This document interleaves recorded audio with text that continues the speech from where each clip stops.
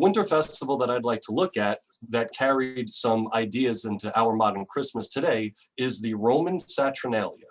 See, today we tend to see the phrase good tidings and great joy specifically tied to Christmas. But that sentiment actually originates with the Roman Saturnalia, which lasted from December 17th to December 23rd. And I ask you to imagine what it was like for a moment. In Rome, let's say in 60 of the Common Era, when Saturnalia was during its heyday, right? And it's December 17th, and you're with your friends, your families, and your neighbors, and you're decorating your houses with wreaths of garland and of evergreens, and you're lighting candles and lamps all over the city, down every street and every alleyway, and there's great food being passed around.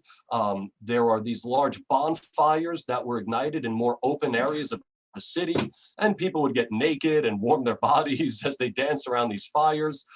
You would have flute girls, as they were called, walking through the streets of Rome, playing all these different musical instruments and sort of, providing the soundtrack to the Saturnalia festival. What I'm getting at here was it was a really good time, Saturnalia. It was awesome. Now,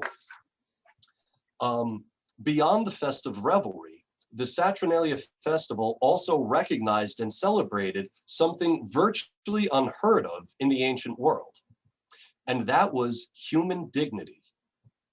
In fact, during Saturnalia, the social order would be flipped on its head. Masters would serve their slaves. The wealthy would have to give more in charity to the poor. So this idea of helping the less fortunate during the holiday season, giving more if we can, that's not a Christmas thing. That's a Saturnalia thing. So one of the other ways, as far as psychoactives are concerned, that they became part of the tradition was during the festivals, the lower classes who are now being treated like the wealthy got to share in the spoils of, the wealthy, the things they had. And one of those things was pharmaceutically reinforced wines. And we know they were drinking pharmaceutically reinforced wines because one commentator, Lucian of Samosata, who wrote about the Saturnalian festival, stated, quote, "During Saturnalia, everyone shall drink the same wine, and neither stomach trouble nor headache shall give the rich person an excuse for being the only one to drink the better quality." This is an indirect, though clear reference to pharmaca-laced wines, because he's differentiating. There's the regular wines, and then there's the kind of wines you drink if you're having stomach trouble or a headache, otherwise known as medicinal wines. And what kind of medicines did the ancient Romans put into their wines? Things like cannabis, things like opium, and things like mandrake. So in what ways, besides these pharmaceutical wines, have these pagan practices entered the modern Christmas? Now, the most usual way I've seen is through the character of Santa Claus, who popular culture says is based off of Siberian shamans and the amanita muscaria mushroom. We're going to do something a little differently today, though. We're going to do something that people who have shared that idea, the idea of the Siberian Santa Claus, have never actually done themselves. We're not just going to blindly accept them because they sound hip. We are going to question all of it. We are going to unpack everything about the Siberian shamanic Santa Claus and see how it originated. You see, the one thing that no one ever did in their excitement to share the Siberian shamanic Santa Claus was check to see if this actually existed in history. So we're going to use real historical methodology, otherwise known as the science of history, to determine what truth, if any, there is to the Siberian shamanic origins of Santa Claus. We're going to trace each line of inquiry back to its original source and move forward. We're going to scrutinize the handful of people who not only invented our modern Santa Claus, but also invented our modern Christmas. Because our ideas of Santa Claus and Christmas, as we think about them today, are not the ways people thought about them only 200 years ago, when they were actually first being invented in the early 1800s. So let's briefly consider the cultural context of Christmas at this time, the early 1800s.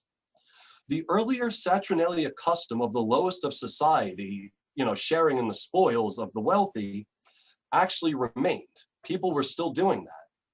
However, the gap between the rich and the poor was wider than it had ever been. So much so that the lower classes now use the Christmas celebration as a time to riot and disturb the upper classes. And Christmas pretty much just became a social protest. So the old intoxicated merriment of the Saturnalia was alive and well. And one minister living at this time named Samuel Parris wrote that Christmas was more a time of, and I quote, sinning, sexuality, luxury, and various forms of extravagance, as though people were not celebrating the birth of Jesus, but instead Venus or Bacchus, whose most sacred rites were mysteries of iniquity and debauchery. Others believed that simply celebrating Christmas that person should be arrested and tried in a court of law. Okay, so in those days, the upper classes were far too happy to not celebrate Christmas at all. It was just too risky. Now, to combat this, a group of New York gentlemen sought to change the climate during these early 1800s. History would remember them as the Knickerbockers. It's a kind of a funny name. I'm from New York originally, and our basketball team is called the New York Knicks. They're actually based off the New York Knickerbockers. Now, the three Knickerbockers that had the most influence over the shape of the new Santa Claus and Christmas were John Pintard, Washington Irving, and Clement Clarke Moore. Now, using the writings of those three gentlemen and an anonymous poem written in 1821, these people sought to take Christmas out of the streets where it had always been celebrated and into the home, which was a new idea. So John Pintard gets the snowball rolling.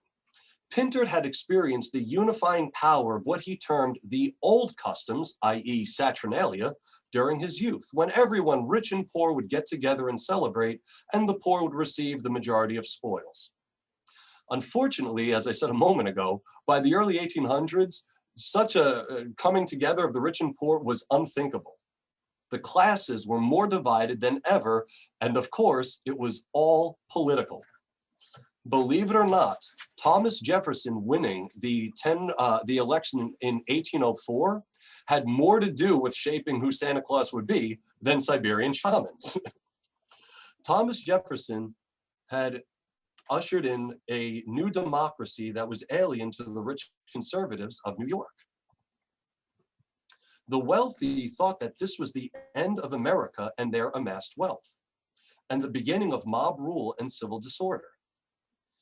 Pintard himself wrote of the situation, saying, quote, "The beastly vice of drunkenness among the lower classes is growing to frightful excess, including theft, incendiaries, and murder." So this was Christmas in the early 1800s, my friends.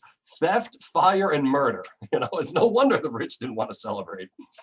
So John Pintard decided he wanted to change all this. And from 1810 to 1830, he shifted his energies across different dates to hold the celebration. First on December 6th, which was St. Nicholas Day, then on January 1st, New Year's Day, and then finally settling on December 25th. He eagerly sought to bring the usually disorderly public celebration into a dignified ritual, family ritual that would take place in the home. But he wanted to do it in such a way that was still an echo of the old Saturnalia reversal of the social order. Only this time, it would not be, only this time the celebration would center around a different kind of dependence, not slaves, either ancient or current at the time, and not beggars, either ancient or current at the time. But this new Christmas would revolve around that newest invention of culture called children. Children, as we think of them today, did not exist until the early 1800s. And a child-centered event like Christmas, that was unheard of at the time. This was all very new. So by catering to children, the Saturnalian hierarchy would be reversed. Age replaced social class as the determining factor of who would receive gifts. Children, safe and in the home, would be the new recipients of the wealthy class's charity. In short, since there were no Christmas traditions at this time that were acceptable to the upper classes, John Pintard simply invented them. And he did it, at least the first thing we see, is in 1810, when Pintard commissioned what was called a broadside. And I'm just going to pull up my screen one second. A broadside is think of like a large poster board or or like a playbill or something. I just got to wait for this to go down. And it looks like this, as you can see here. And we have at the top, you see it says December 6th. That's because that was the original day that Christmas was supposed to, well, not even Christmas, St. Nicholas Day was supposed to be celebrated. Now you'll see down here that there's a poem written in both Dutch and English. Now on the English side, it says St. Nicholas. But on the Dutch side, even though it's a little grainy, it says Santa Claus. This is actually the first we're ever seeing of the name Santa Claus. It comes in 1810 on this broadside.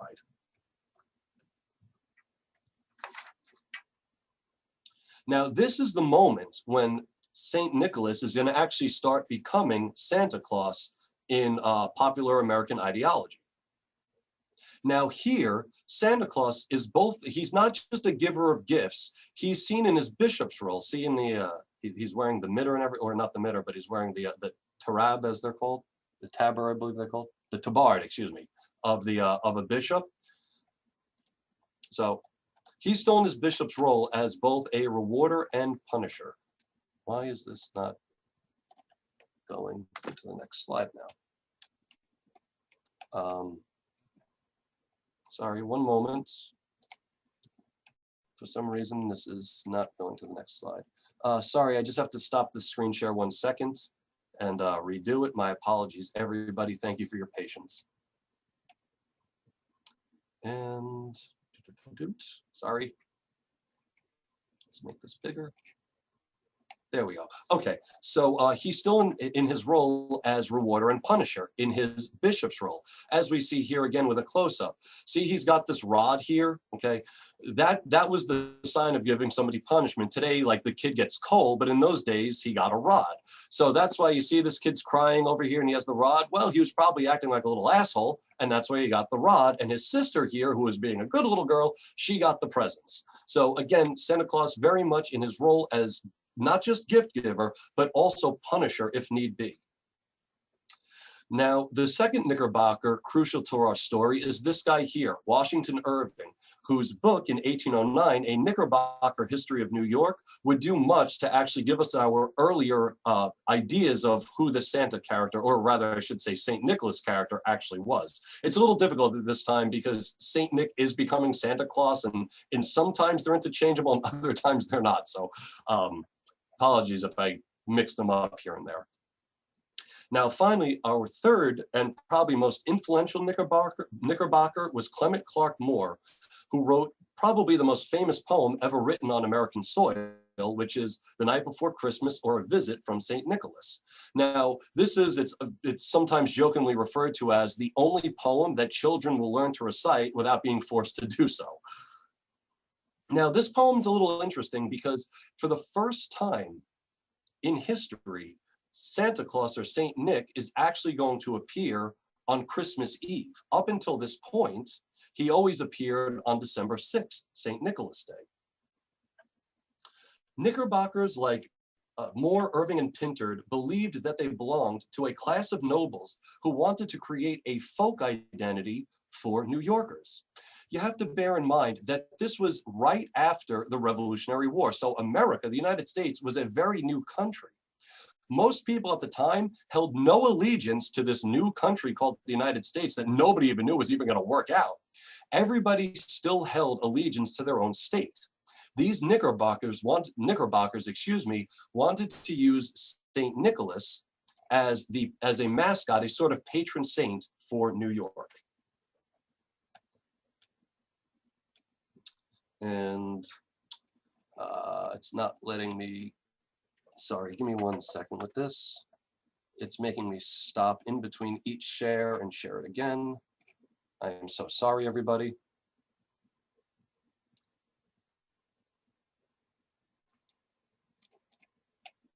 So, a common ancestor. Now that we have a general background for the time, we're going to pore over the sources coming from these Knickerbockers and one anonymous poem for both Santa Claus and the modern Christmas to see how we will uncover them. For if the Knickerbockers were really pulling from Siberian traditions about shaman, then that fact would be evident right from the start. Now, many claims have been made about the psychedelic Santa, the shamanic psychedelic Santa. However, there are 6 of them that tend to arrest our imagination more than any other. Those 6 claims are as follows. The first is, the claim is that the red and white from Santa's costume comes from the red and white of the amanita muscaria mushroom that's used entheogenically by Siberian shaman. Excuse me, we can see right here with this image, the red and white from Santa, the red and white of the mushroom. So that's the first, does one come from the other? The second point is that Santa's flying reindeer originate from Siberian reindeer who eat the amanita muscaria, get high, and give us our modern idea of reindeer flying. Now, the next 3 points all take us to the Christmas tree. So point 3 holds that we chose the evergreen as a Christmas tree due to the mycorrhizal relationship with the amanita muscaria. A mycorrhizal relationship just means there's a symbiotic relationship between the tree and the mushroom. And I have a graph later. I'll show you if anybody doesn't know what that looks like. Okay. Now, claim number 4 holds that we hang ornaments on trees because that's how Siberian shaman would dry the mushrooms to make them safe for consumption. And 5th, the reason we put presents under the tree is an echo of the shaman finding the mushroom under the tree, again, pointing to that mycorrhizal symbiotic relationship. Now, the 6th point is that the truth of everything I just said can be seen in postcards, vintage postcards stemming from Germany from the early 1900s that do in fact show the amanita muscaria. So beginning with the first claim, the red and white of Santa's costume. Does that come from the amanita muscaria mushroom? Well, when St. Nicholas first appears in Knickerbocker's History of New York in 1809 that I mentioned a moment ago, there are no illustrations of the saint and no descriptions of his attire. The first time we get any indication of what St. Nicholas, or that St. Nicholas is not running around the streets naked, is with that 1810 broadside from John Pintard. And you'll recall John Pintard has him dressed in a bishop's outfit. Now, it's in black and white, but we can imagine that John Pintard was imagining St. Nicholas in the traditional garb of a bishop, which was either black and purple or white and gold. And if you look at the image, it looks like he's probably talking about the white and gold of the bishop's outfit. Now, whatever colors Pintard, and this is what I'm getting at, whatever colors Pintard had in mind when he made the broadside, obviously didn't matter all that much, or else he would have said something about it, especially if these traditions come from Siberia. Something would have to be said about this. So he never says anything about it. So in our first popular representation of the good saint in America, as he's becoming Santa Claus, the colors of his outfit don't matter at all. Now, the second time we actually see a representation of St. Nicholas, now specifically called Santa Claus, comes a decade later in an anonymous poem titled Old Santa Claus with Much Delight, published in 1821. Now, keep in mind, Santa Claus or St. Nick, as in his role as Santa Claus, has been a public figure in New York for 10 years, and no one has said anything about his outfit, right? Now, in this poem, Old Santa Claus with Much Delight, Nicholas is still the costume, what I'm getting at, I got a little lost here. It doesn't matter, nobody cared about it. It would only be 2 years later with Clement Clarke Moore's poem, A Visit from St. Nick, that Santa's costume finally has a description to it. And Clement Clarke Moore writes that St. Nick was dressed in all fur from his head to his foot. Now, there is no mention of what color that fur was. Why? because it didn't matter. The first time Santa's outfit would actually matter would come 40 years later at the outbreak of the Civil War. And I'm going to share the screen again. Hopefully it'll just work.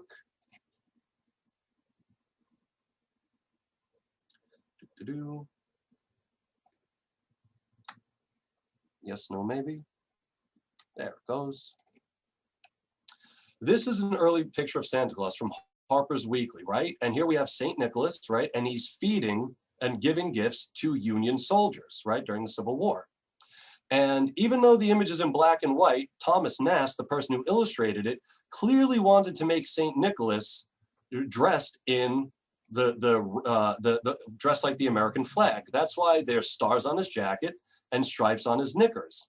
And if that wasn't enough, you see see how the American flag is waving over, it's reaching out to the Union soldiers? Well, that's what Santa Claus is doing, reaching out to the Union soldiers, and here in his hand, that's a puppet of Jefferson Davis, who was the president of the Confederacy. So the illustrator of this, Thomas Nast, okay, was not making a point about Siberian shamans. He was making a point about an entire group of people brutalized in this country through the barbaric institution of slavery. Okay? He was a staunch abolitionist, you know, as anybody should be, right?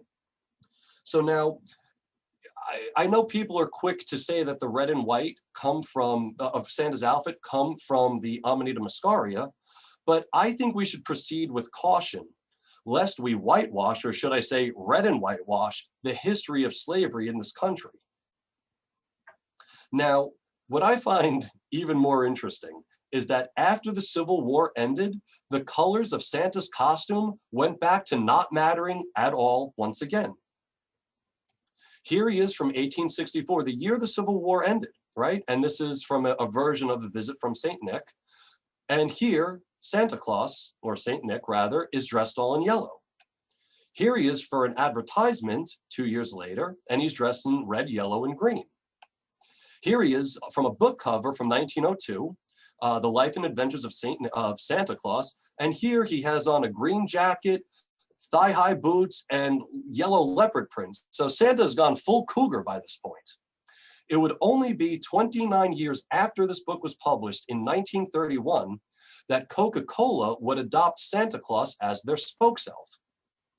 They had been advertising since the early 1900s using two colors, red and white. So Coca-Cola was actually responsible for dropping all these other varieties of colors, all these various assortments, getting rid of all of them and keeping just the red and white. Now, I looked into this a little bit why they would choose red and white.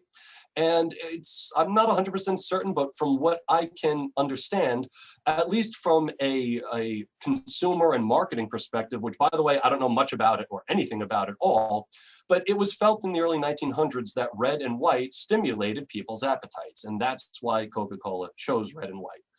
That may or may not be true. I'm not 100% sure. Again, know nothing about consumer psychology or marketing. So what I'm getting at is that knowing the history of how Santa's outfit changed over time, it becomes pretty much impossible to hold on to the idea that it's based on the amanita muscaria. Otherwise, the colors red and white would have been present and unchanged from the very start.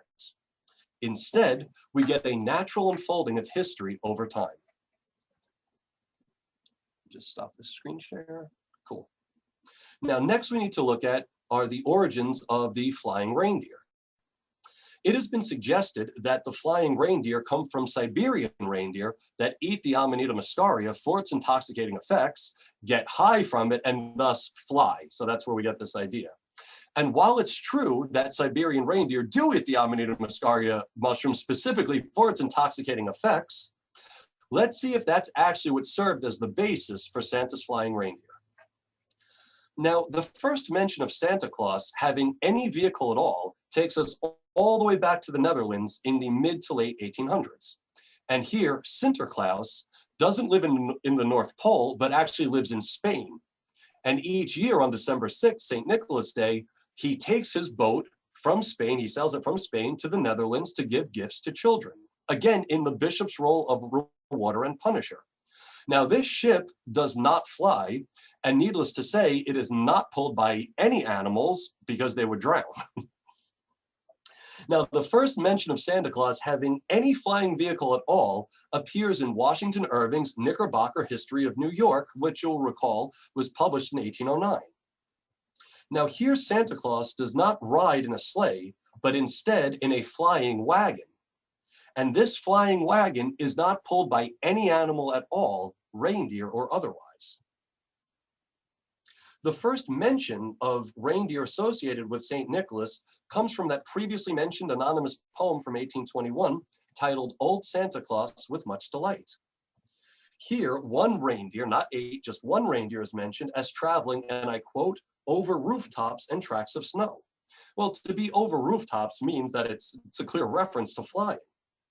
However, the concept of a flying vehicle for Santa Claus predates this flying reindeer by 10 years, actually 12 years to be exact.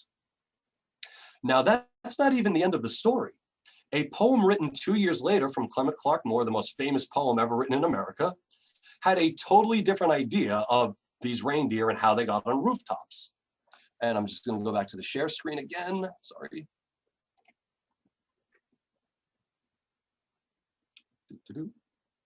Sorry, I just got to. So, such lines like from St. Nick, when out on the lawn there arose such a clatter, leads me to believe that whatever is coming towards this guy is on the ground, it's on the lawn. Other lines like, the moon on the breast of the new fallen snow gave the luster of midday to objects below. So this is a time before street lamps. So if you've ever been out, I'm sure a lot of people, if you've been out in a place that doesn't have street lamps, it's a dark winter night, the brightest light around you is the moon, and it shines off the snow and you can kind of see around you. So that's what's going on here. These reindeer in this sleigh did not fly into town, at least not according to this poem. They walked in, according to this poem. However, they do manage to get onto the roof. And Clement Clarke more tells us, but believe it or not, they don't fly up there. Such lines like, so the part that they get to the roof is to the top of the porch, to the top of the wall. Now dash away, dash away all. As dry leaves that before the wild hurricane fly, when they meet with an obstacle, mount to the sky. So up to the housetop, the coursers they flew, with a sleigh full of toys and St. Nicholas too. Now I know the words fly and flew are in there, but he's using them to mean colloquially, in the colloquial sense of going fast. What I mean is this, first and foremost, if these reindeer were just flying to the rooftop, Moore would have read, they just flew to the rooftop. But it doesn't say that. He has this circuitous thing that's going on. So let's dissect these lines and find out what's happening. Starting with the second group.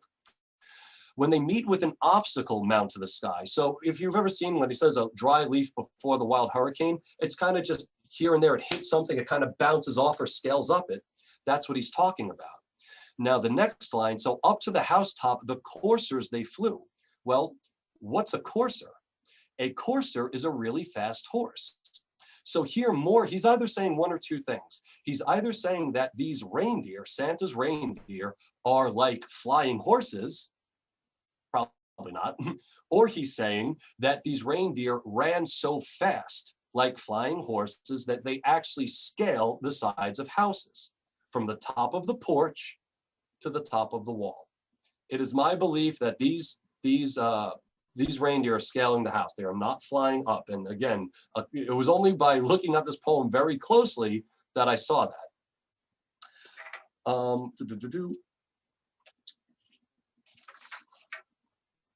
So in any event, as late as 1826, there was actually still no solidification or association of reindeer with Santa Claus. Because in that year, 1826, we have a witness, our friend John Pintard, who made that broadside I showed you earlier. John Pintard commented, a totally off the cuff point he made, that he saw Santa Claus that year that was accompanied by a white horse that did not fly. So, to recap, the evolution of Santa's travel vehicle goes like this. First, Sinterklaas rode in a ship that did not fly. Second, second, Santa is described in a flying wagon that is not pulled by any animals. Third, as he's portrayed on, excuse me, sorry, I lost my point. Sorry, third, as he's portrayed on Pindar's broadside, there's no animals, there's no indication that Santa takes anything to get to New York. He just sort of appears. Fourth, he rides a sleigh pulled by one reindeer that does fly. Fifth, he has 8 tiny reindeer that do not fly but scale the sides of buildings. Sixth, he rides on a horse that doesn't fly. And seventh, finally, as we know him today, he is pulled by 8 reindeer that fly. And we could also say maybe the next step would be adding Rudolph. There were also in these early days, not just white horses and wagons, but also bicycles, cars, and sometimes Santa Claus is just sitting on his ass. These were other ways that Santa traveled during these days. So the point I'm making here is the same point I made with the red and white of Santa's costume. If the flying reindeer of later tradition really comes from Siberian reindeer eating mushrooms and getting high and flying, that fact would be evident right from the beginning. And as we saw, the concept of St. Nicholas even flying predates any idea of him having reindeer flying or otherwise. Further, if Clement Clarke Moore really took his idea of the reindeer from Siberia, and there's literally no evidence that he did, it doesn't matter because Santa's flying predates it. Therefore, mushroom-eating Siberian reindeer can't be where the idea of Santa's flight comes from. Otherwise, we would see that right from the beginning. Which brings us to the punchline. No one today in Russia has any thoughts of a Siberian Santa Claus connection. It is specifically an American thing. I had 2 students study in Moscow, and this is going back 8 or 9, or actually closer to about 10 years ago. And I said to them, do me a favor, bring me back some kind of tchotchke or just anything, something that shows the Siberian Santa Claus connection in Russia. Well, they went, they studied in Moscow, they came back and they said, nobody had any idea what we were talking about. No one's heard of this stuff. These are American ideas that we're pretty much forcing Russians to adopt. So as it turns out, in Russia, they have their own winter figures named Snegiriga and Ded Moroz. Snegiriga roughly translates to the Snow Queen, and Ded Moroz roughly translates to Father Christmas. And Snegiriga and Ded Moroz wear blue, not red and white. And they are pulled in a sleigh that is charioted by horses, not reindeer. So this is, we kind of made this up. So the third, fourth, and fifth aspects of the psychedelic Santa bring us to the Christmas tree. They all revolve around the idea that the tree was chosen at Christmas due to the mycorrhizal relationship, and this is what it looks like, with the amanita muscaria. So different fir trees, evergreens, they actually have mycelium in their roots, and that's how the mushrooms grow from them.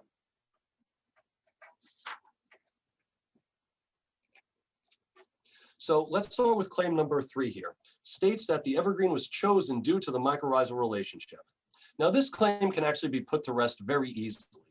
While it is true that medieval people made garlands and wreaths out of evergreen, as they had done since the ancient days of Saturnalia and Yule for that matter, the first Christmas trees, which actually date back to the 13th century, were not evergreen trees, they were deciduous trees. Here is a brief list of the first kinds of trees that the later Christmas tree would grow out of. Cherry, apple, lilac, plum, hazel, linden, yew, and boxwood. Needless to say, the Amanita muscaria mushroom does not have a mycorrhizal relationship with any of those trees. In fact, the whole point of these original bringing the trees inside was to bring them in on December 4th, which was the feast day of St. Barbara, and nurse the trees back to life in time for Christmas. This was a folk tradition, a Christian folk tradition. Now, roughly 200 years later, in the 1500s, Germany would replace, or the Germanic areas, would replace these deciduous trees with the evergreen tree. But believe it or not, it had nothing to do with the Amanita muscaria, and everything to do with the Protestant Reformation. See, one of the things the Protestants had a marked, just stance against was the worship of saints. So this tradition, done in the name of Saint Barbara, by bringing the tree in and caring for it until it could grow, that was no longer cool. You couldn't do that anymore. But people still liked this custom of bringing these things inside, so they switched to the evergreen tree because there are no Christian saints associated with the evergreen tree, so you wouldn't get in trouble in Protestant Europe by bringing that tree in instead of the deciduous. So when we consider the cherry, the apple, the lilac, the boxwood, all the other trees, and the real reason that the evergreen was eventually chosen, such a connection between saying we use evergreens because of the mycorrhizal relationship with the mushrooms, it becomes impossible to maintain that. Now this brings us to our next point, number 4, or next claim number 4, and that's that hanging ornaments on the trees comes from the custom of hanging mushrooms on the tree branches to dry them. Now, this custom doesn't come from that at all. It actually comes from a medieval play called The Mystery of the Paradise Tree, or a paradisibum. In fact, all the first Christmas trees were known as paradisibums, paradise trees. Now, the Mystery of the Paradise Tree was celebrated on the eve of, on the feast day of Eve and Adam. We don't really celebrate the feast day of Eve and Adam anymore. Well, we do somewhat, except we call it Christmas Eve, December 24th. So what happened was on December 24th, as part of this Mystery of the Paradise play, you would seek redemption by hanging communion wafers on the branches. And this would invite the birth of Jesus into your home the next morning. So that's why we hang things on, ornaments on the Christmas tree branches. Not for drying mushrooms, but for this other Christian custom based around the mystery of the paradise tree. Now, history aside, from a purely pragmatic perspective, this claim is important about drying the mushroom hanging on trees. So I want to sit with it for a moment because it invites a safety hazard. The amanita muscaria is rife with ibotenic acid that you dry it to convert the ibotenic acid to muscimol, so that makes it safe to consume, and it's the muscimol that has the psychoactive effects. Now, you can dry these mushrooms in an oven or use a dehydrator or put it next to a fireplace, whatever the case, but you want to make sure they're dried full because of the ibotenic acid. And now I ask all you thinking about this. Do you believe it's even possible to dry a mushroom by hanging it from a tree branch outside in the winter in Siberia? I mean, we're in Portland now and it's a pretty sunny day out. I still wouldn't even try to hang them from the trees outside because they will not dry. They need to be heated, not just like left to hang outside. So just real quick, if this holiday season, somebody offers you an amanita muscaria mushroom to eat that they claim has been dried in the old shamanic ways of yore by hanging them on tree branches, which by the way, nobody ever did because that's a very bad idea, do not eat that mushroom because you're going to get violently ill if you do. Don't eat it. Dry it the right way, please. The 5th point, placing gifts under the tree. I'm going to just take a sip of water 1 second. The 5th point is that we place presents under the tree as this kind of symbolic echo of Siberian shaman finding the amanita muscaria under the evergreen tree. Well, as we saw a moment ago, evergreens were not the first trees chosen, so that can't be why we do this. But it gets even deeper than that.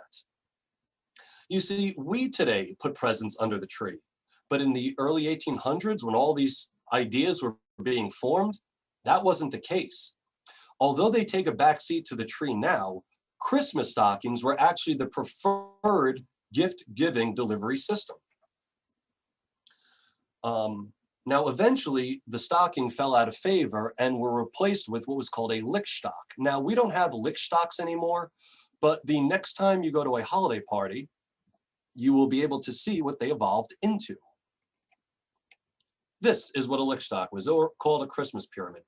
And what you would do is you would put the little presents on these tiers, little, nuts and candies and things, maybe a figurine like we see here. But that's, what a lick shock became. And now what's even more interesting is that when we finally do have the tree associated specifically with Christmas, they are hung from the ceiling and the presents were placed on a table in another part of the room, as we see with these two illustrations from the 1800s. Even after the tree finally came down from the ceiling, and that actually had to do with the modern way houses were built. So in the day, they would use these large beams on the ceilings. That's, you could actually kind of see here on this one, the large beam that it's being hung from.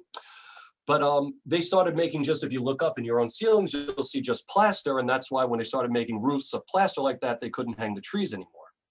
So the trees come down, but the presents are still not placed under them, as we see with this illustration from 1845.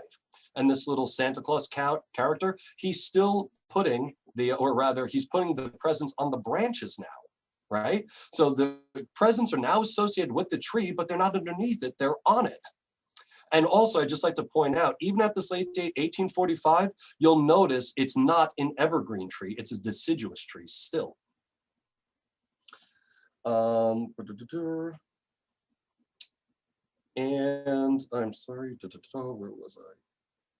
So now, placing presents under the tree, was actually the last thing to evolve in popular culture. So I just want to do a quick recap. To those who say that the Amanita muscaria, we put presents under the tree because that's where Siberian shaman found the Amanita muscaria, what do they say about this? First, the presents were placed in stockings. Next, they are placed on a lick stock. Third, they are placed on a table while the tree is hung from the ceiling. Fourth, they are hung on tree branches. And finally, fifth, they are placed under the tree.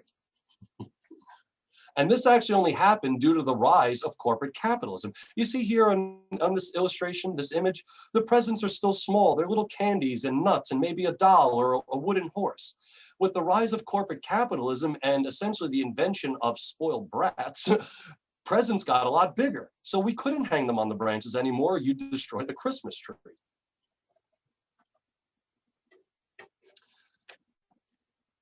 So once again, we don't see any association with the Amanita muscaria mushroom or Siberian shaman. What we see is a natural unfolding of cultural history over time.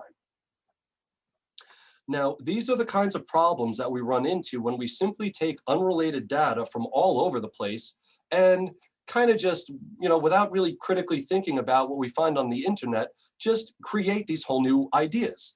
And watch, I can do it for you right now.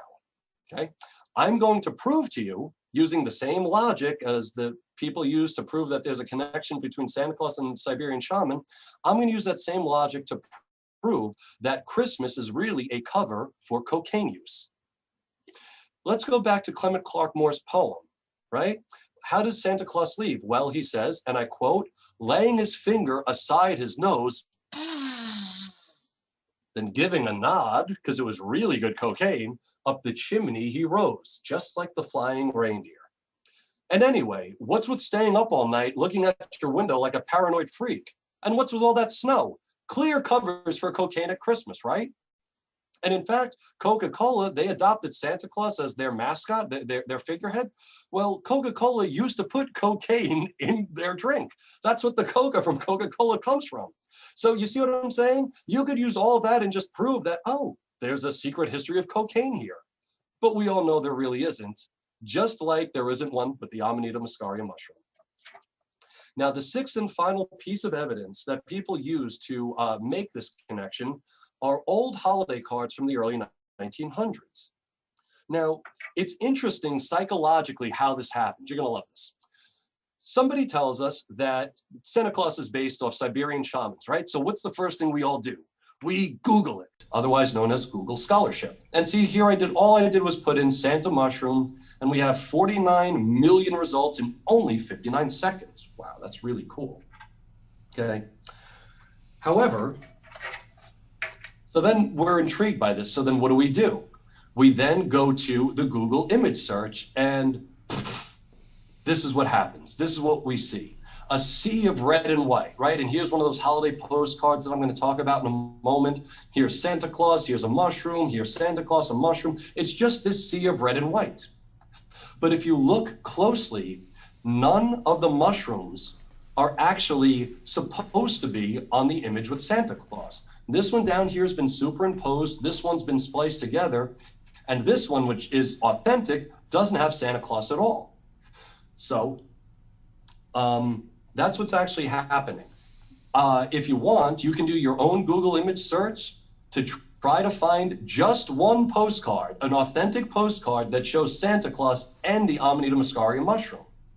None actually exist. I'll save you some time. You don't have to look. None exist. I've looked and they don't exist. Why do we think they exist? Because of this effect, how we brainwash ourselves with one easy click. So let's zero in on one of these. It's a rather famous one. It's been used over and over and over to make the point, and it's this one here, right? Now, you'll notice something, the title, not just of this piece, but at the bottom, you see where it says Glückig Neuer? That says Happy New Year. Here's the second punchline for the day. All of these cards are New Year cards. None of them are Christmas cards, at least none of the original Germanic cards are Christmas cards. When they come to America, they would eventually morph into that. But in all of these early ones, there is no association with Santa Claus at all. I mean, just simply look at them, even this one. Where's Santa Claus? Where's the reindeer? Where's the Siberian shaman? Where's any of these ideas? They're not there. Now, some people will say, well, these are Santa's elves. Are they? That's somewhat anachronistic because at this time, the early 1900s, Santa Claus didn't even have elves yet. Santa Claus wouldn't have elves or a workshop until the 1930s. There was a Disney movie called Santa's Workshop. That's the first time he actually has helpers and elves. So this predates that. So these can't be Santa's elves. Why do we think that they're Santa's elves? Because of this effect. That's why. Now, there's actually a little bit more to this story that I'd like to get into.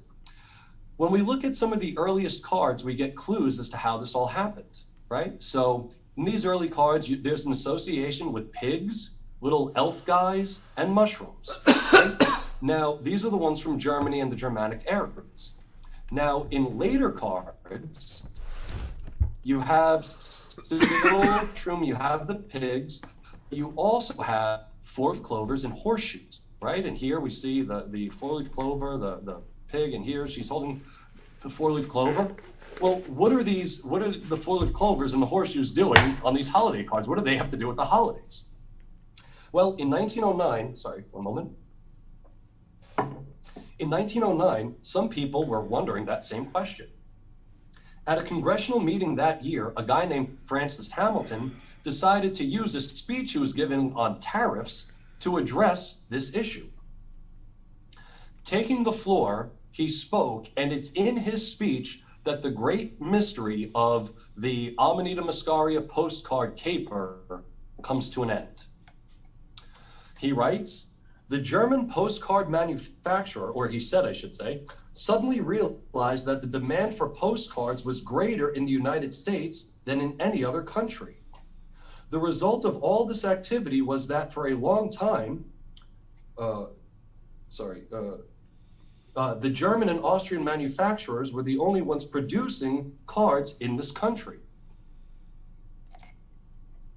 The American manufacturer secured a small foothold by the reason of the fact that he knew American ideas and produced cards to meet those ideas. While in Europe, and especially Germany and Austria, the cards were printed with pictures of pigs and mushrooms, these being considered lucky omens as horseshoes and four-leaf clovers are with us. And while at first foreign manufacturers sent us cards of pigs and mushrooms, the significance of which we did not know, they now print those cards especially for the American market with horseshoes, hollies, and four-leaf clovers. In fact, the American trade is so important to the European manufacturers that certain factories are printing no cards except those for the American market. That's why there's so many of them. And some factories have their entire output sold for an entire year to some one importer. And there you have it. The mushrooms that appear in early 20th century New Year's cards, and eventually New Year's and holiday cards when they enter America, have nothing to do with Siberian shaman, reindeer, flying or otherwise, or even Santa Claus himself. The good luck pig, called the Gluckschwein, and the fly-agark mushroom, the Fligenpilz, are symbols of a Germanic custom called Glücksbringer, which is, it's kind of a New Year's tradition where people, friends, families will exchange small tokens and lucky charms. So yes, the amanita muscaria does appear on these cards, but no one ever, until the modern day, until 30 years ago, ever associated Santa Claus, his costume, Siberian shamans, or even psychedelia with them. So now why the mushroom was considered lucky in Germany, no one actually knows. That thread has been lost to us. But I think it's possible that, at least with the mushroom, the amanita muscaria was considered lucky because of its psychoactive effects. Like, say you're on your way to a holiday party somewhere in Germany or Denmark or wherever, and you stumble upon a cache of amanita muscaria, well, you're now gonna have a much better party because you're gonna bring mushrooms to the party. Now, we actually see some evidence for this among rural people in southern Yugoslavia who tell a story about the Germanic god Odin. One Christmas Eve, Odin was running through a forest he was on his horse, and the horse was racing through a forest trying to flee a gang of devils. And as the horse dropped saliva on the ground, amanita muscaria mushrooms would spring up from there. Now, since then, the people would use the amanita muscaria in their holiday beers and even call it the flesh of Odin. Or perhaps there's another explanation for these striking postcards featuring mushrooms from the early 20th century, which certainly does have to do with the deep pagan roots of the psychedelic experience. In my own book, which I had somewhere, I'll just shameless plug real quick, Psychedelic Mystery Traditions, I hypothesized that when we speak of these ancient pagan customs of psychedelia, we're speaking of the fairy realms. In the deep, broad range of pagan European beliefs that dealt with elves, fairies, gnomes, and other magically fun creatures, it is more than likely that some of these people were accessing this fairy realm using the amanita muscaria. Now, I don't know if that's why it was considered lucky. Again, this is just what I wrote about in my book on other evidence that I don't have time to get into right now. But the point I'm trying to make is that whatever the reason this mushroom was considered lucky by Germans, even if it was for its psychoactive effects, we are still thousands of miles away from Siberian shamans, reindeers, and that whole trope. So here's the third and final punchline for the day. This talk is actually less to do with the connection between Christmas and the amanita muscaria mushroom, which is not really all that important, and infinitely more about the bogus way information is created and shared across the internet. That was really what I was getting at with all this. I mean, I really couldn't think of a less important question than whether Santa Claus is based on the amanita muscaria or not. But I do think it's really important that we all think about the way we blindly accept things just because, you know, they resonate with us. We like mushrooms, so why shouldn't there be mushrooms associated with Santa Claus, right? Well, that's not how history or truth detection works. And I ask you to consider this. If this idea, which is totally bogus, this connection between Santa Claus and the mushroom, if that's totally bogus, what else is going on right now that we're all picking up on that might not have any truth to it at all? And with that, we finally arrive at the origin of the psychedelic Santa, and it is truly meta. Let me go here instead. Here we arrive at the origin of the psychedelic Santa, and it is truly meta. The psychedelic Santa, the Siberian-based psychedelic Santa that we see plastered across the internet, never existed in history until about 20 or about 30 years ago. It's a way for us all, in a sense, to get back at our conservative uncle. You know, our conservative uncle that ruins the holidays every year? This is how we get back at him, right? Me when I was 20 years old and I believed all this stuff, I couldn't wait to tell my asshole uncle, oh, well, guess what? Your most cherished childhood character is really a psychedelic experience. So I'm gonna go smoke a joint now, right? You know, as we do, right? We want there to be deep psychedelic traditions. We want that. So we invented that. We invented the psychedelic Santa. We invented the Siberian connection to him. And so now I want you all to know that I've officially deputized you. Every single year, it has been my job and my job alone when these untruths are shared to be the lone voice saying none of this is accurate. But now you have all been deputized. We are all going to, hopefully, if somebody brings this up, you can now tell them the real story of how these paradigms came about. The psychedelic Santa is our creation. It is our myth. And here's the cool part about it, though. In exactly 1,000 years from today, people are going to look back on us and say, wow, those ancients associated Santa Claus with the amanita muscaria mushroom. And in that moment, though we won't be around to see it, we will become the ancestors for them. We will become their ancient mushroom eating paradigm. Thank you all so much for listening. I'm more than happy to take questions. If you like this talk, I probably should have said this at the beginning and I was very nervous, so I forgot to, but my name is Tom Hatsis and I'm a psychedelic historian, believe it or not, that is a real thing. And normally my job revolves around telling people where there are psychedelic traditions in history. I've written a few books on the topic. I also co-run Sanctum Psychedelia with my partner, Eden. And we are committed to giving the best and latest information on psychedelic education and harm reduction to everyone we can. We also are currently building the largest digital library of psychedelic literature on the planet, which you can check out at sanctum.org. Also, we'd love to have, if you use Facebook, please join us in our Facebook group, facebook.com/groups/Sanctum Psychedelia. Please subscribe to this YouTube page and get at us on Instagram. Also, if you're interested in my own historical work, you can find me at psychedelic-historian.com. There I have my books and I have some articles that I've read. And I also have my own YouTube page. I ask that if you like this kind of psychedelic history, please subscribe to that. It's youtube.com/psychedelic-historian.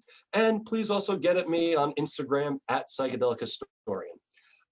We do accept donations because we are 501c3. All of our talks are free to the public. All of our resources are free, but we do ask for donations if possible, and you can find a donation link on our website, sanctum.org, or you can check out more options on our Patreon page. And now with that out of the way, I'm happy to address any questions you might have.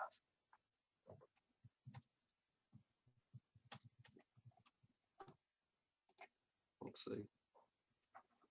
No? No one? Okay. We may have some questions. Oh, okay. From YouTube? YouTube. Okay.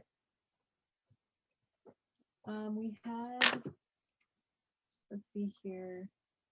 Andreas says, so the fact that Santa is red and white also in Europe is a consequence of Coca-Cola?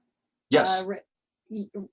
Corporate imperialism? Yes. Basically? Yeah, yeah. And in fact, here's something interesting. Even Santa Claus in the Netherlands now wears red and white. Even though he's still in the bishop's role, he wears red and white instead of black and purple or white and gold, which are the traditional colors of the bishop. Mm-hmm. So it's called the pizza. Like, again, this idea, I'm not saying we invented in America the idea of these, these Father Winters, Diet Moreau, Sinterklaas. We didn't invent that. But the idea of Santa Claus, that is specifically an American invention, yes. Okay, and another, cool. Let's see here. Anyone in the Zoom room have a question? No, still no.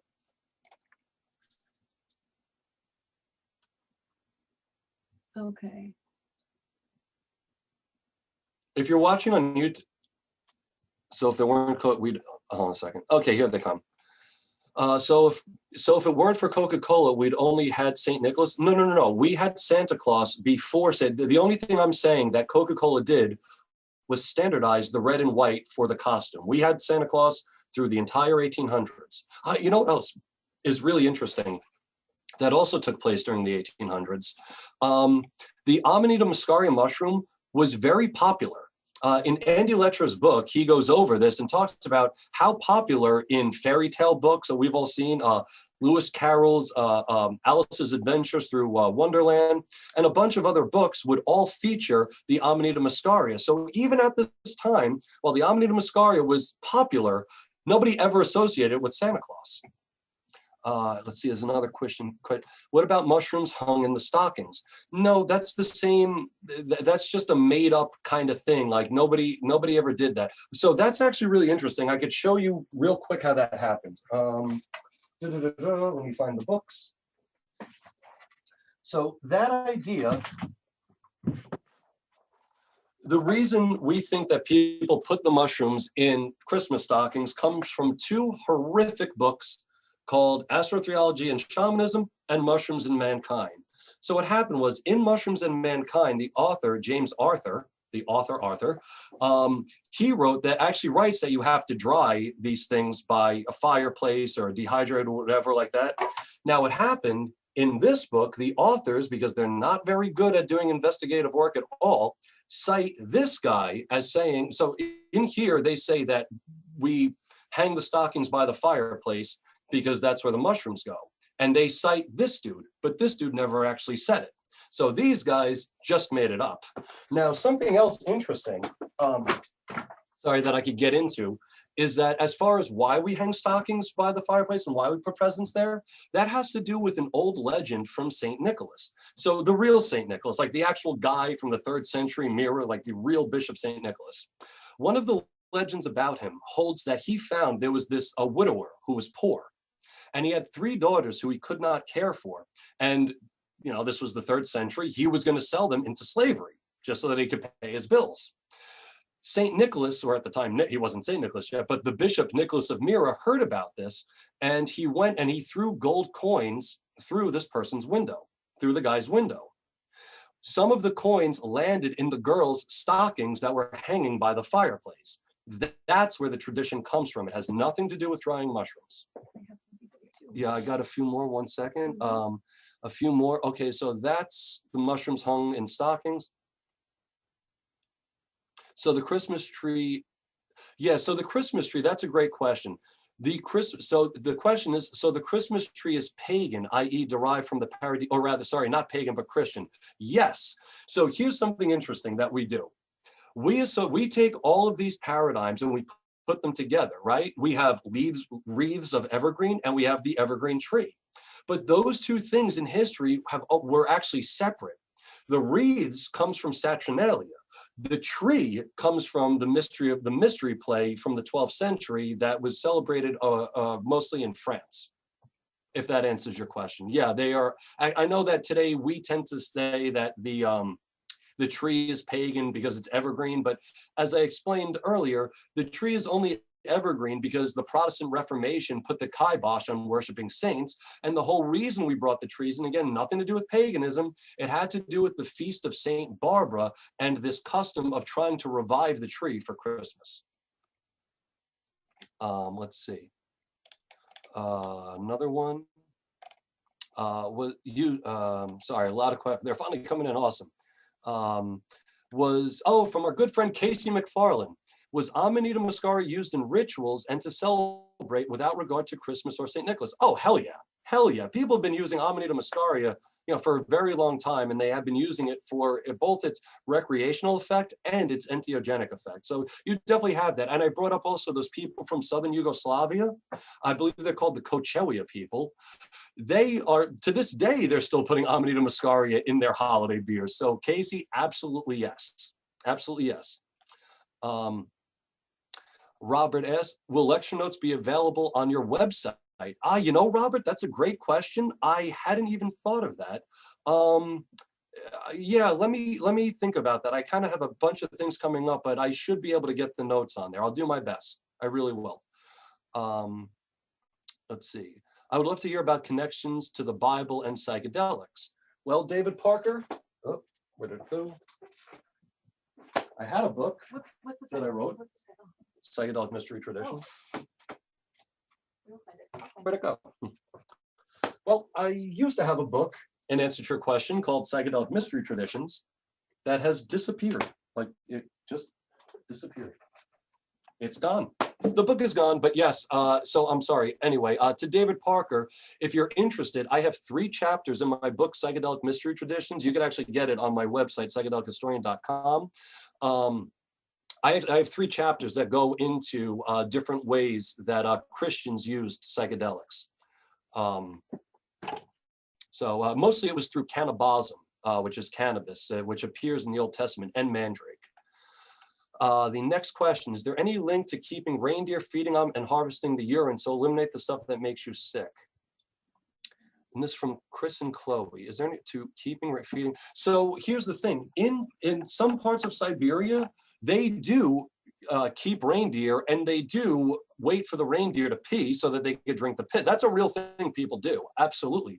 But again, that does exist, but that's not where any of the Knickerbockers were pulling the idea of Santa's flying vehicle. That was kind of the point I was making with that. Also, you say to eliminate the stuff that makes you sick, to Chris and Chloe, if you just dry them properly, it eliminates the thing that'll make you sick. You don't have to eat it and piss it out and drink it to not get sick. Actually, that might even make you sick. You might, just have a gag reflex. Travis Scott, during your research, did you come to find when this particular mushroom was first used, what peoples first used it? No, there's no way to know when these things were first used, because the use of psychoactives among people goes back since before written history. And I think we all probably know that. And in my research, what I have discovered is that no one people can claim being the first people to use a certain anything, except maybe in certain isolated areas like, the jungles of Peru and ayahuasca. But things like cannabis, opium, mandrake, henbane, and mushrooms, those were used all over the place by millions of people throughout time. And I personally believe, and I write about it in that book that I can't find anywhere, that I think that people were eating these things before history. So I think that the use of entheogens predates history personally. You mentioned Saturnalia. What about Yule? So this is to Chris Graham. So thank you for asking, Chris. So I actually had references to Yule. I was going to get into that in the beginning of the talk, but most of the people that showed up for this wanted me to get into the Santa Claus stuff, not so much the pagan Yule stuff. So literally this morning, I cut it out, and I apologize. What I can tell you about Yule is that we don't actually know too much about it, because all of the writing that described the Yule celebrations were all written by Christians. The people who celebrated Yule were illiterate.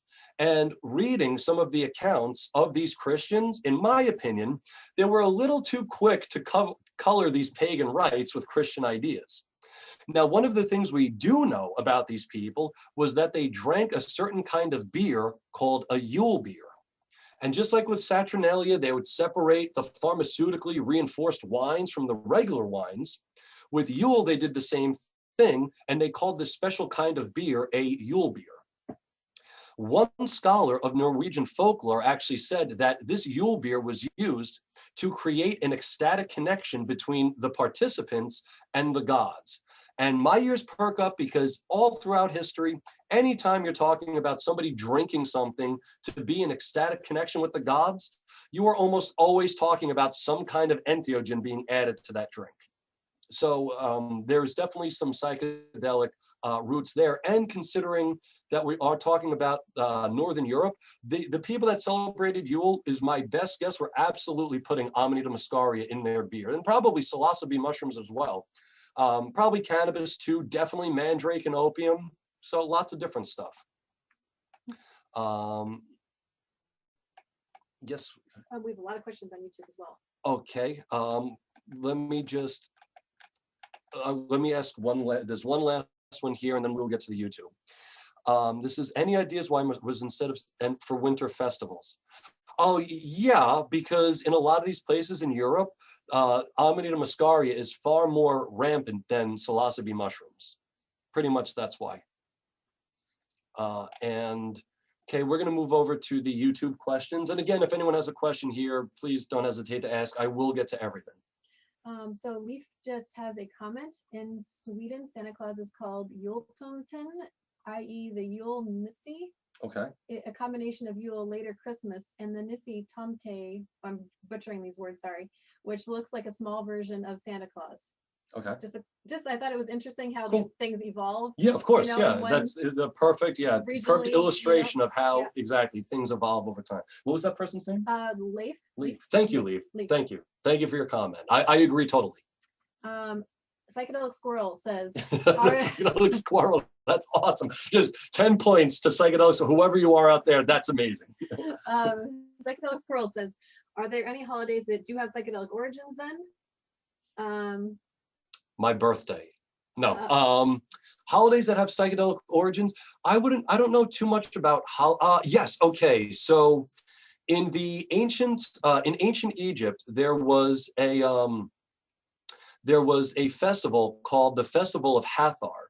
And during the Festival of Hathor, people would drink specifically a mandrake beer to enter into that ecstatic connection with the goddess.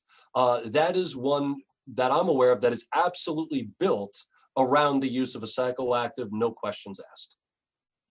Okay, very good. Joey One Love was wondering if you knew when Christmas trees started being brought into the house, because maybe it would be hot enough to dry your mushrooms on a tree in the same room that the fireplace was in. Sure. So they started, ask the question one more time. That's a great question. I was wondering if you knew when Christmas trees started to be brought in the house, because maybe 13th century, so the 1200s. Maybe it would be hot enough to dry your mushrooms on a tree in the same room that the fireplace was in. Yeah, but nobody, again, these are deciduous trees, not evergreen trees, and there's no evidence that anybody had any connection to the Amanita muscaria and the Christmas tree, again, until about 30 years ago. There's nothing, I guess I could put it like this. There's as much evidence for hanging Amanita muscaria on tree branches during medieval times as there is evidence for McDonald's during medieval times. Okay. And you said that originally, you shared this with me, that the trees were brought indoors to kind of keep a tree alive. Yeah, the whole idea was to revive, thank you, Eden. The whole idea of bringing the tree in on December 4th, St. Barbara's Day, was to revive the tree and bring it back to life, which is something that you don't have to do with an evergreen tree. That's evergreen, it's always alive. Okay. Well, until it dies, but you know what I mean. Robert Coronan says, anything about the connection between Amanita, Stoma, and Jesus? Absolutely not. No, that whole thing, and I have, if you go on YouTube, I've done debates on this, and I have some on, I believe on my channel, actually, on the Psychedelic Historian channel, there's a debate between myself and Jerry Brown, where I completely eviscerate that. I have a book that's going to be coming out in winter of or spring of 2022 that actually is a complete evisceration of the entire Jesus mushroom connection. Let me just say real quick, what I just did with Santa Claus and the mushroom, I can do with Jesus and the mushroom too. Okay. Meaning there's no connection. Okay. Sorry. So Kyle, Kyle's Crafts. Nice. Thanks for your support, Kyle. Thanks, basically, he's been asking also any psychedelic holiday traditions, and also Mr. Siltz asked the same thing, so we got that one. Yeah, I think that Saturnalia and Yule would be good, because they would separate pharmaceutically reinforced wines and beers from regular ones. Now, I'm not saying that Yule and Saturnalia are based on the use of a psychoactive the way the Feast of Hathor was. You know, there was still a lot of psychedelia going around during the holidays in ancient Rome and in Northern Europe, definitely. Okay, Jared Jackson asks, do you think Washington's crossing the Delaware played a role in developing a tradition of celebrating on December 25th? No. No. Okay. No. The whole thing with December 25th had to do with, again, I was talking about the Protestant Reformation. The whole reason, remember I said earlier that the St. Nicholas Day was originally St. Nicholas came on December 6th, and it was only later that he came on December 24th. There's actually a whole history as to how that happened, and it has to do with that whole saint worship thing and trying to literally merge the idea of this saint that it was not okay to worship with Jesus, who it was okay to worship. And there's a little bit more to the story than that. In my book that I have coming out in 2 years, actually, I'm going to get really deep into that. I don't have time to unpack it too much, but that's, just as a starting off point. Okay, so this is a little off topic. Maybe we can get back to Robert's question. Robert Slover, I've been curious about this for a while. As a musician, I can't help but ask how music was applied in ancient rites, Greek, Egyptian, Babylonian, through psychedelic 60s and today. I'm not sure I fully understand the question, Robert. How music was applied in ancient rites. Oh, sure. The same way we would apply it today as for setting purposes. Yeah. The same kinds of stuff. Yeah. That I hope answers the question. Okay. Psychonaut 13 says, just read the other day that hash was identified at an altar thought to come from a temple of Jerusalem. Yes. Oh, yeah, absolutely. Yeah, that's true. That's going back to, I've mentioned very briefly, cannabism. A very good friend and colleague of mine, Chris Bennett, has been waving the cannabism flag for 30 years. I often say that good theories predict future discoveries. And the discovery you're talking about with the cannabis in that temple, I mean, that completely, in my opinion, confirms that cannabism was it was not only cannabis, but that it was used in ancient Hebraic rites. I mean, we now have archaeochemical evidence to support that. Yeah, that was a great find. Thanks for bringing that up. Luca says, asks, can you repeat the name of the Yugoslavic people who made the amanita beer? Kochewia. Kochewia, can you spell that? Yeah, sure. Hold on a second. Now, there's actually two different ways to pronounce it, but I pronounce it Coach. There's another way like Clarke or something. It's K-O, I'd have to find it.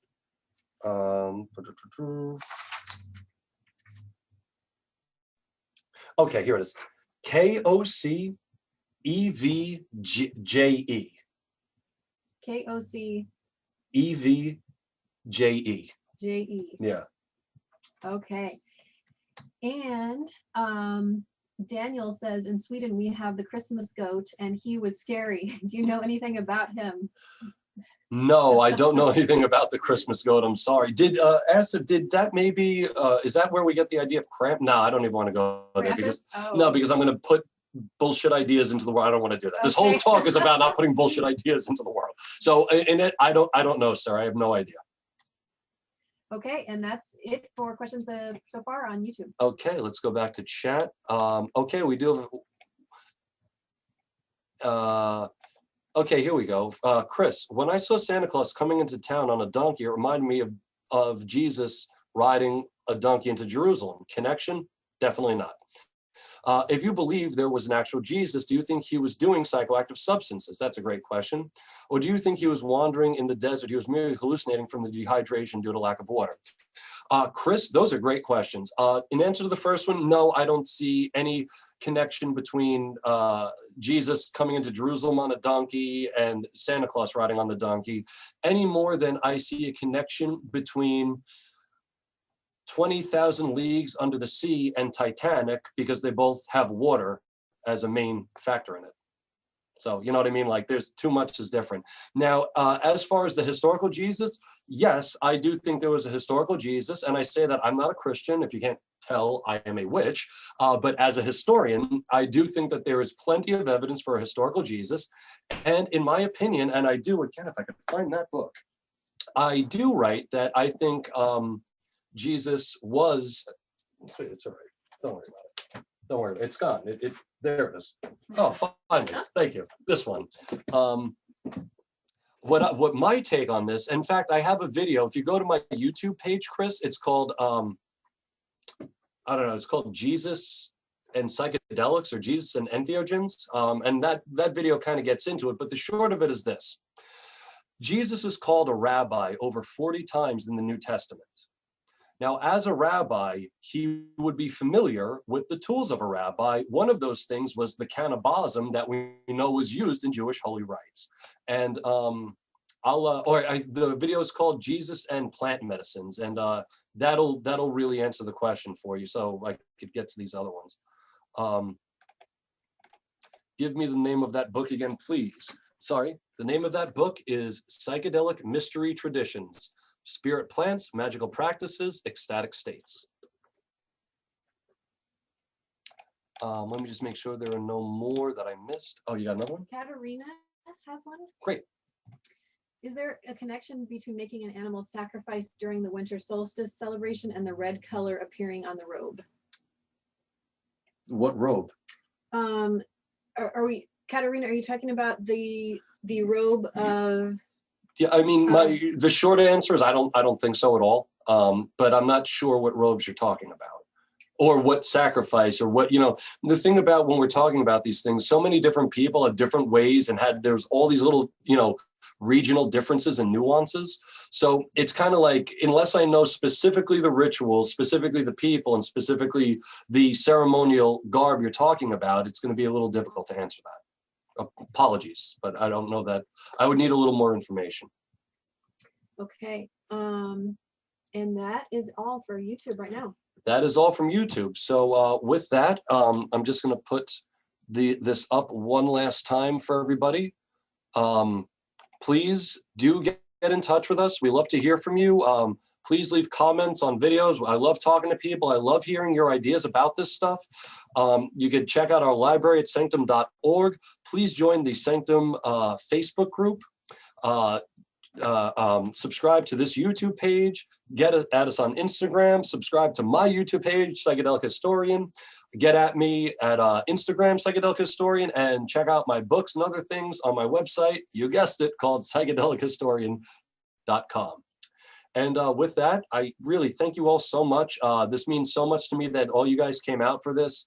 I feel every year that I'm often drowning with all the bad information that goes around at this time, and I'm often so please, I meant that. You are all now deputies in the truth of the Psychedelic Santa. So thanks, and if you think of any questions later on after we say goodbye, just get in touch with us in any one of these areas. And if you, one last thing, sorry, I totally forgot to do this too. Uh-oh. I went all the way. Oh, we've got the information now. So if you did like this talk, we are a 501c3 tax exempt organization. So if you want to give us a donation, it would be a tax deductible donation. We have Venmo, we have PayPal, we have a Patreon, and there are more options on sanctum.org. Again, we're going to keep giving you all the best information, everything we can do for no payment at all, because we love this stuff. But your charity does help, and it's a little bit of a moral boost for us, so that we know that, we can believe that we're doing a good thing with all this, and a good job. So with that, thank you all again, and yeah, please get in touch with us. We'd love to hear from you. Peace. Oh, last thing, you free your mind by using your brain. Now, peace.